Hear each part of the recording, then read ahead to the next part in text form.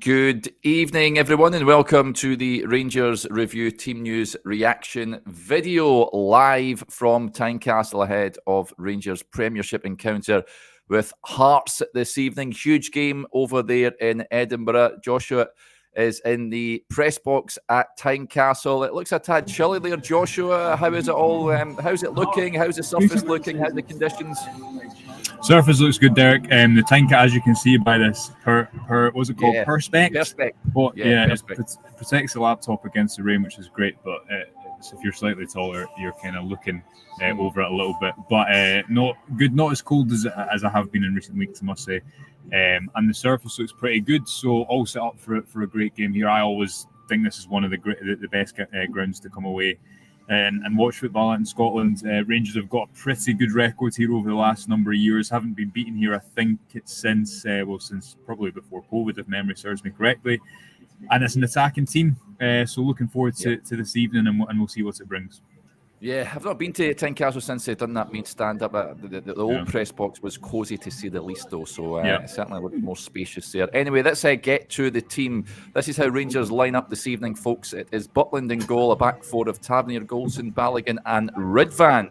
Lawrence and Lundstrom in midfield with Cantwell, McCausland and Sima supporting Danilo up top. On the bench for Rangers tonight, McCrory, Suter, Dessers, Lammers, Cifuentes, Matondo, Sterling, Roof and Davis.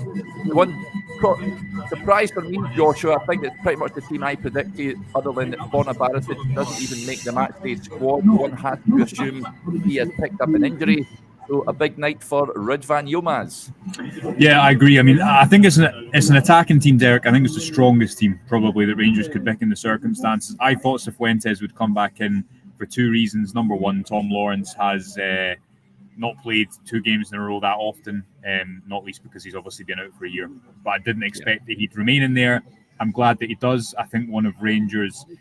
Something that's went against them at points in recent years is when they've come away to grounds like Tynecastle. Although they have a good record here, they've adapted too much, and I think instead they should try and take advantage of the space that will be on offer. That isn't a midfield two that you'd have expected to see at the start of the season. We've only seen it once, but the manager must have been sufficiently happy with how Tom Lawrence played at the weekend. He did kind of make a note of praising him repeatedly. You must be sufficiently happy to include him in the team tonight. And Ridvan, you got to presume it's enforced because Barisic isn't in the picture at all, unless it's purely on the basis of rest.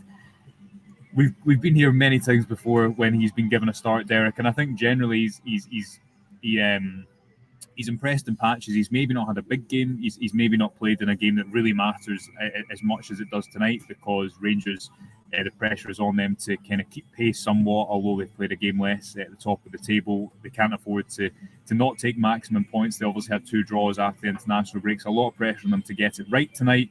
Ridvan, obviously, in the reverse fixture, was kind of targeted in the air by Hearts for that first goal. They do go with Nathaniel Atkinson, right wing back, not Toby Sibic, so it maybe won't be quite as dramatic, the size difference in that area of the pitch if Hearts look to play direct to the right wing back. But we saw Shankland peel off quite repeatedly on Ridvan in that reverse fixture.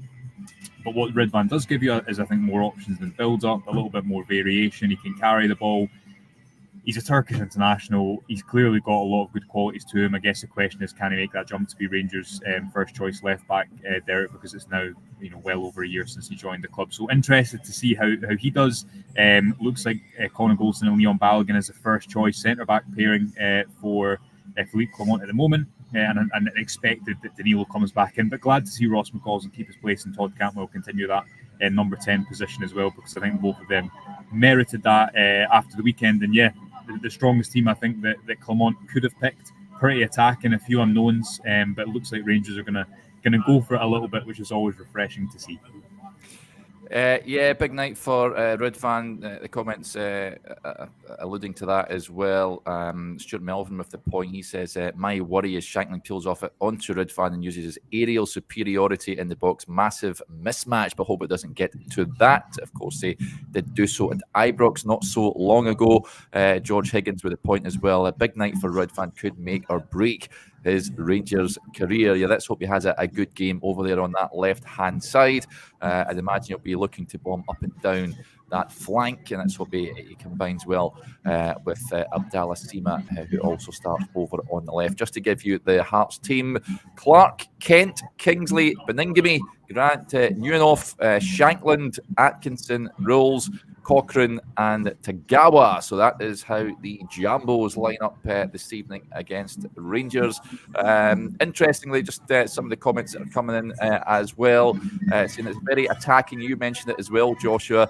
I think that forward line, that front four, very much is probably the best Rangers have at their disposal at this moment in time. I think it's no surprise to see Danilo replace Cyril Dessers up top. It's also a big night for Danilo, I think, because he is the best forward Rangers have, but I think he's still to win over much of the support. He can't be missing glaring opportunities tonight. He has to have his shooting boots on, and he has to be prolific in front of goal.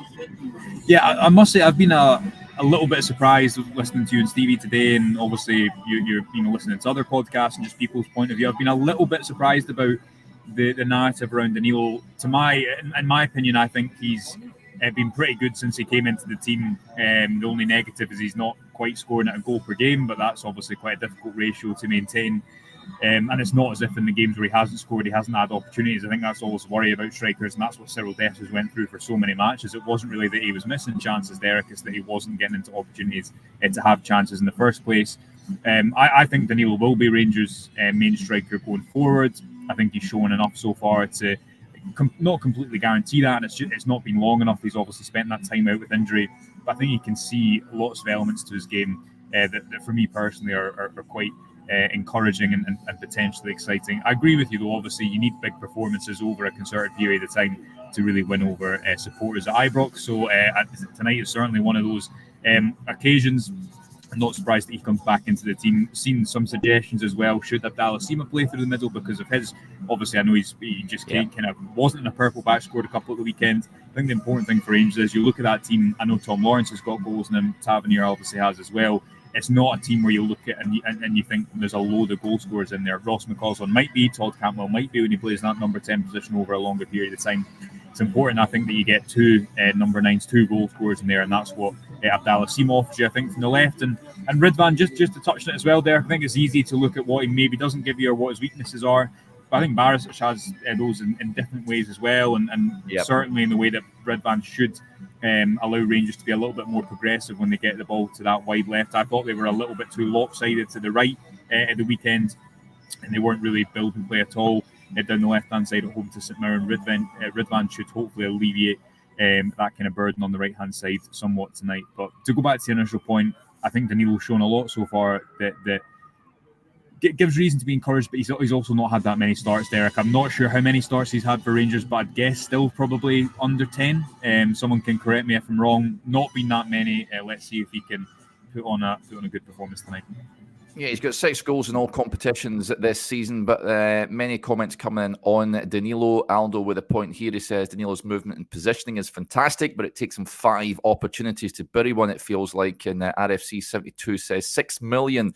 I'd be expecting much more for that price. And Derek H also remains to be convinced Danilo not going to get his 20 goals a season, not the number 9 we really need. Ironically, Hearts have the number 9 I think Rangers need, and maybe come January, moves will be afoot to bring him across to Glasgow. I think that's going to be key for Goldson and Balogun, pretty much the whole backline, Joshua, to keep Lawrence Shankland quiet, because we all know he's capable of finding the back of the net. That is a big task for the team tonight. Yeah, he was, and he was really good in the reverse leg. I still think that, Danilo, just to go back to that point, if you look at the Dundee game away from home, I thought that was a performance that showed. I know he could have scored a couple more goals, but again, he's at the very start of his Rangers career, Derek, and a lot of it's similar to Cantwell playing out of position. I think there's been a lot of byproducts overall of what the overall situation at Rangers has been this season, which has been a severe, obviously, lack of consistency in any given starting 11 for one reason or another. Injuries, change of manager, change of styles. We're now in early December, and if everyone was fit, there's probably still not quite a clear strongest 11, or if there is, it's just emerging with obviously Ross McCausland kind of getting his opportunity now and taking it. So Shankland, I thought he was very good in that reverse leg at Ibrox. I thought at Hampden Rangers actually were able to target him a little bit more, and they won the ball back. I think it was for the third goal they won the ball back when he was trying to hold it up. It was actually Barisic who had a good second half against Shankland, and that will be an interesting battle. Ridvan up against Shankland. We'll see how much he peels off into that position. Obviously, you've got Leon Balogun in there for this fixture instead of I can't remember if he actually played in the home leg. I don't think he did in the reverse tie at Ibrox. So we shall see. Shankland clearly is a good player, has a lot to his game, but if you cast your mind back to Pittodrie a couple of weeks ago, Derek, or a week and a half ago, I think what Rangers did not do, and asked Philippe Clement about this in his press conference yesterday, they didn't start at the right tempo, and that made the game more difficult for them than it ought to be. They need to start fast tonight. They've tended to do that so far at Tynecastle, not get sucked too much into the type of game that the Hearts want to play. They're in a good run of form. They just won 4 successive games. Naismith's won the Manager of the Month. I'm sure they'll want to avenge the recent defeats that they've had against Rangers themselves. But so important for Rangers to build momentum tonight, because if they go and get a good win here tonight, Derek, then the mood will speak for itself. If they don't, if they lose more ground at the top of the table, then suddenly the start after this international break has been a bit, I wouldn't go as far to say disastrous, but not far away from that if you were to drop more points in 2 away games, 2 games away from home after the international break. So big game, can't get away from it, and I think the start will be really key here at Tynecastle tonight. Yeah, big test for the Rangers' mentality this evening. There's no doubt about it. It was Ben Davis, incidentally, that played at Ibrox earlier on in the season. Just on the forward line, well, Stuart Melvin with the point here. He quite rightly points out Roof on the bench as well. Surely we can get 10 minutes from him before he gets injured again. He wasn't in the squad at the weekend, but in the squad tonight. Who knows if he'll make an impact from the bench. And on Danilo, Scott with a point here. He says, when will he be maskless? I think it affects his peripheral vision. Not entirely sure on that one, Scott. It may just be could it be a sort of superstition thing now, Josh? Maybe if I know that many people were commenting, then he's like Superman. He might feel like a superhero with his mask on. I think that he. If you cast your mind back to what was it before the international break, he'd scored in the game against. Was it Sparta Prague? What was the last game before the international break? Was it Livingston away where he hadn't played? Yes. And the game before that, tell me what the game was before that Livingston game. Was it the Europa League game? There's been so much football I've forgotten. But he's obviously not scored in the start against Aberdeen, where I thought he showed some good moments in open play and a couple of half chances. He didn't have a great night against Aris overall. He had that great opportunity, or pretty good opportunity maybe in the second half. He should have done better with. He obviously didn't start at the weekend. It was Cyril Vessers who did. So, he's not started that much football. League Cup semi. There you go. Yeah, he's still not started that much football for Rangers. I think he's been a net positive so far for me, Derek. And maybe the mask. I mean, he kind of has spoken about the mask so far, hasn't he? I guess when you've had an injury as bad as that was, and he obviously spoke about working with a psychologist or a mental coach after that, just to give him the confidence to go back in for headers. Obviously, he'd score against Hearts that header to earn what was a really important win, and what was his first game coming on with the mask. So I don't know. I doubt it will affect his peripheral vision because it will be designed very specifically to not do that. I tend to agree with you, Derek. I think it'll be one of these quirks that footballers have that he might maintain for a little while. Let's see how he does tonight. I think he started well so far for Rangers. I agree that they need depth in that number 9 area. For me, if you were asking me at the moment, do you think that Danilo's going to be the long-term Rangers number 9? Do you think he's going to be the number 9 beyond January and beyond the summer? At the moment, I would say yes. Yeah, I'm just surprised there's not the Castor Danilo range and there's masks in the Rangers Superstore. I've not been in the Superstore recently, but I haven't seen anyone wearing said mask, but I'm sure they would sell like hotcakes if they were on the shelves. There was a question here saying, put up the bench. Bluebells are blue. I'll just run through it again, buddy. It's McCrory, Suter, Dessers, Lammers, Cifuentes, Matondo, Sterling, Roof, and Ben Davis. So that is how Rangers line up tonight, folks. Joshua is at the game for us. We'll have the post-match reaction pretty much on the final whistle before Joshua goes down to speak to Philippe Clement. But hopefully he'll be a very happy Rangers manager at the end of what's certainly set to be a powder keg fixture tonight. Very much looking forward to it. Huge thanks to everyone, incidentally, for interacting with the show as ever. It is greatly appreciated. Huge thanks to Joshua as well. We'll speak to you a little later on, Joshua. Make sure you're warm enough there. Do you get treated with any pressed food or anything like that at Tynecastle? Not pre-match, but I'm sure there will be during the game. They're normally pretty good here, Derek. So, yes, I'll come to you at full time, hopefully not too close. Yes.